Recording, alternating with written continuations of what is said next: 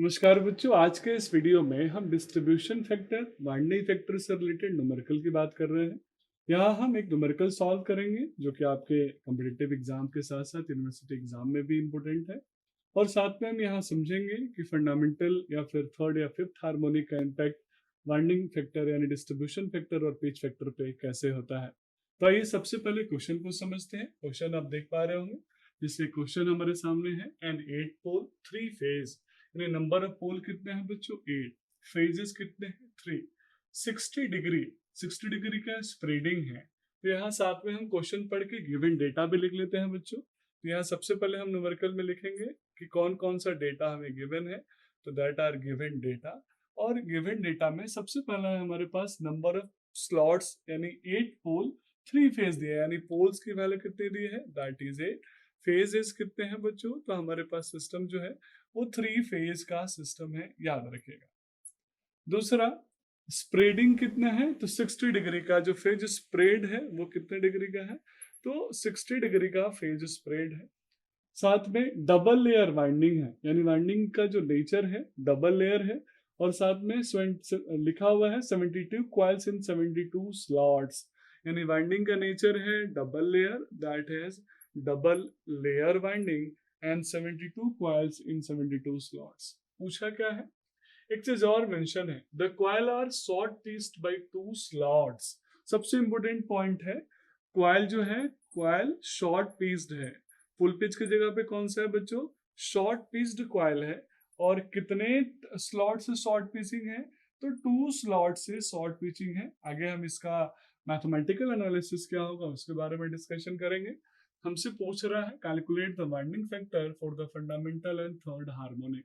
तो आपको दो हार्मोनिक को यानी फंडामेंटल फ्रीक्वेंसी और थर्ड हार्मोनिक की वजह से जो चेंज होगा एंगल का फ्रीक्वेंसी का, उसको ध्यान में रख के आपको वाइंडिंग फैक्टर कैलकुलेट करना है। तो बच्चों अभी हम बात करेंगे हमें कैलकुलेट क्या करना है। तो हमें कैलकुलेट करना है के डब्ल्यू।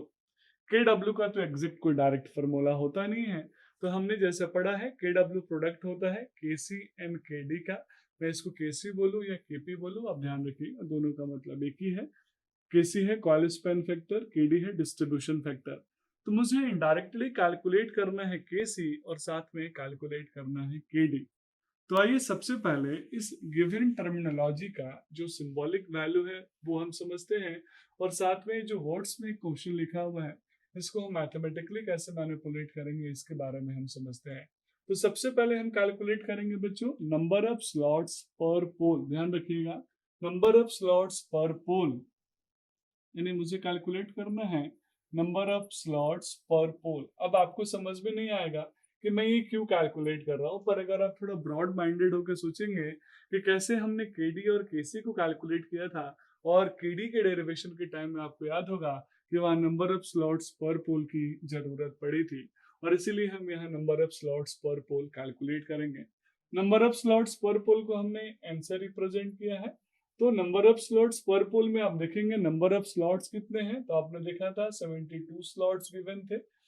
पोल्स कितने हैं टोटल, तो 8 पोल है। तो एक पोल पे कितने स्लॉट्स होंगे, तो हम आसानी से कैलकुलेट कर सकते हैं, दैट इज इक्वल टू 9, यानी n की वैल्यू मैंने कैलकुलेट कर लिया 9। अब दूसरा वैल्यू कैलकुलेट करेंगे, साइन m बीटा बाई 2 आपको याद होगा kd की वैल्यू में, तो दैट इज m।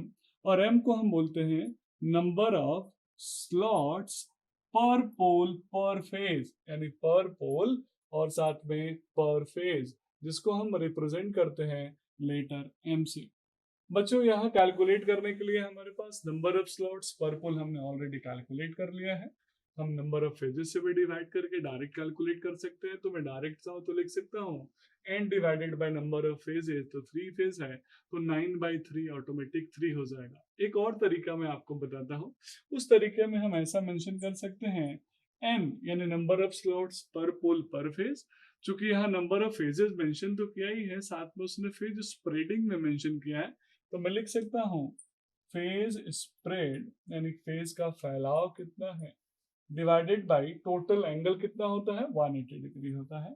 तो यहाँ से मेरे पास वैल्यू आ जाएगा m इक्वल टू एन कितना था बच्चों 9, ये कितनी डिग्री है 60, ये कितना डिग्री है 180 डिग्री।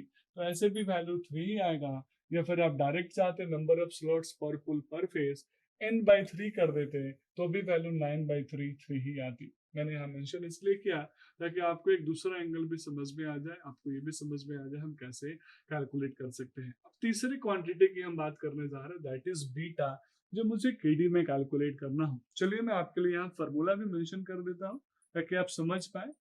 केसी की वैल्यू होती है cos α/2 और केडी की वैल्यू होती है sin m/β/2 divided by m sin β/2। तो आपको याद होगा यहाँ m चाहिए, बीटा चाहिए। m के लिए मुझे n चाहिए था, कैलकुलेट कर लिया, m की वैल्यू कैलकुलेट कर ली। तीसरा वैल्यू है एंगुलर डिस्प्लेसमेंट बिटवीन कॉइल या स्लॉट्स, वो मुझे चाहिए। तो तीसरा क्वांटिटी में कैलकुलेट करने जा रहा हूँ, एंगुलर डिस्प्लेसमेंट बिटवीन कॉइल्स, यानी दो कॉइल के बीच में, दो स्लॉट्स के बीच में हम एंगुलर डिस्प्लेसमेंट क्या रखेंगे, उसको हमें कैलकुलेट करना है और इसको हम बोलते हैं बीटा से। बीटा सिंबल है। अब बीटा की वैल्यू कितनी होती है, फार्मूला आपको याद होगा, that is equal to 180 degree upon number of slots per pole, और number of slots per pole को मैं n से रिप्रेजेंट करता हूँ। तो आप ही बताएंगे कितना होगा, 180 डिग्री डिवाइडेड बाई 9 यानी 20 डिग्री है। यानी दो कॉइल के बीच में जो एंगुलर डिस्प्लेसमेंट है दैट इज 20 डिग्री। अभी 20 डिग्री कौन सी है बच्चों, तो ये इलेक्ट्रिकल 20 डिग्री की मैं बात कर रहा हूँ, ना कि मैकेनिकल 20 डिग्री की। अब हम बात करेंगे कॉइल स्पैन की। कॉइल स्पैन की बात क्यों करेंगे, क्योंकि कॉइल स्पैन हम निकालेंगे तभी हम कैलकुलेट कर पाएंगे शॉर्टिंग एंगल कितना है। तो आइए अब हम कैलकुलेट करते हैं कॉइल स्पैन। तो अगला जो पॉइंट है जिसको मुझे कैलकुलेट करना है, दो कॉइल के बीच में स्पैन कितना है, यानी कितना फैलाव है। आपको याद होगा हमने शॉर्ट पिच और फुल पिच कॉइल पढ़ा हुआ है। तो इसको कैलकुलेट करने के लिए बहुत सिंपल सा फॉर्मूला लगाएंगे। टोटल जो कॉइल स्पैन होता है फुल पिच कॉइल का, वो कितना होता है 180 डिग्री इंटू कॉइल, ध्यान दीजिएगा बच्चों, दूसरा formula 180 degree into coil span in terms of in terms of slots divided by, मुझे डिवाइड करना है तीसरे से, नंबर ऑफ स्लॉट पर पोल यानी n से डिवाइड करना है। तो मैं n भी लिख दूं या फिर मैं लिख सकता हूं नंबर ऑफ स्लॉट्स पर पोल, पर पोल, ध्यान दीजिएगा नंबर ऑफ स्लॉट्स पर पोल। तो यहाँ सबसे मजेदार और इंटरेस्टिंग चीज यह आएगी, 180 डिग्री वैल्यू था, coil span in terms of slot कितना था बच्चों, 2, sorry coil span in terms of slots कितना था, 9। तो मैं यहाँ डायरेक्ट 9 लिख सकता हूँ। लेकिन आपने क्वेश्चन ध्यान से देखा होगा, क्वेश्चन को अगर आप रिकॉल करेंगे तो आपको याद आएगा कि वहां पे शॉर्टिंग है, यानी शॉर्ट पिच कॉइल है, और कितने स्लॉट से शॉर्ट हो रहा है, 2 स्लॉट से शॉर्ट हो रहा है। तो मुझे यहाँ पे 9 - 2 करना पड़ेगा, क्योंकि दो कॉइल से शॉर्ट हो रहा है और एक शॉर्ट पिच कॉइल है, डिवाइडेड बाय 9। तो इस तरीके से जो इसकी वैल्यू आएगी that will be equal to 140 degree. बहुत ध्यान दीजिएगा, 140 डिग्री इसकी वैल्यू है, यानी 140 डिग्री का कॉइल स्पैन है। अब कॉइल स्पैन मिल गया तो मैं निकाल सकता हूँ शॉर्टिंग एंगल कितना है, यानी कितने एंगल से वो शॉर्ट हो रहा है, जिसको हमने कोडिंग एंगल या शॉर्टिंग एंगल बोल दिया। तो कोडिंग एंगल या शॉर्टिंग एंगल होगा, फुल पिच का एंगल कितना होता है 180 डिग्री, कितने डिग्री का फैलाव है तो 140 डिग्री का। तो शॉर्ट कितना हो रहा है बच्चों, 40 डिग्री का एंगल शॉर्टिंग हो रहा है। इसको आप सिंपल डायग्राम से भी समझ सकते हैं, जैसे दो कॉइल है, इन दोनों कॉइल के बीच में अगर एंगुलर डिस्प्लेसमेंट 180 डिग्री होता तो फुल पिच कॉइल होता। यहाँ जो स्पैन है वो सिर्फ 140 डिग्री का है बच्चों, और 40 डिग्री का शॉर्टिंग हो रहा है, यानी अल्फा जो है वो 40 डिग्री की है। तो आइए हमने कुछ टर्मिनोलॉजी, यानी इसको मैं नोमेनक्लेचर दे देता हूँ। अल्फा की वैल्यू कितनी आ गई, 40 डिग्री। तो आइए अब इन सभी पैरामीटर्स को यूज करके हम कैलकुलेट कर लेते हैं केसी केडी, और केसी केडी कैलकुलेट करने के बाद हम आसानी से केडब्ल्यू की वैल्यू कैलकुलेट कर लेंगे। तो सबसे पहले हम केसी केडी की वैल्यू कैलकुलेट करेंगे फॉर फंडामेंटल फ्रीक्वेंसी, क्योंकि क्वेश्चन में ही बोला है दो आपको फ्रीक्वेंसी के लिए। तो पहला है फंडामेंटल फ्रीक्वेंसी। तो फंडामेंटल फ्रीक्वेंसी के लिए जब मैं कैलकुलेट करूंगा तो जो केसी की वैल्यू होती है that is equal to cos alpha by 2। अब आप ही मुझे बताएंगे अल्फा की वैल्यू कितनी है, अल्फा की वैल्यू है 40 डिग्री, तो cos 40/2 यानी 20 डिग्री, और cos 20 की डिग्री आप आसानी से निकाल सकते हैं, दैट इज इक्वल टू 0.94, यानी केसी की वैल्यू मैंने निकाल दिया 0.94। ये किसके लिए है बच्चों? फंडामेंटल फ्रीक्वेंसी के लिए है। सिमिलरली हम केडी की वैल्यू निकालेंगे फंडामेंटल फ्रीक्वेंसी के लिए, तो आइए हम कैलकुलेट करते हैं। तो बच्चों डिस्ट्रीब्यूशन फैक्टर यानी केडी का जो फॉर्मूला हमने पढ़ा था आपको याद होगा, that KD is equal to sine M beta by two upon M sine beta by two, यानी मैं लिख रहा हूँ sine M beta by two upon M sine beta by to.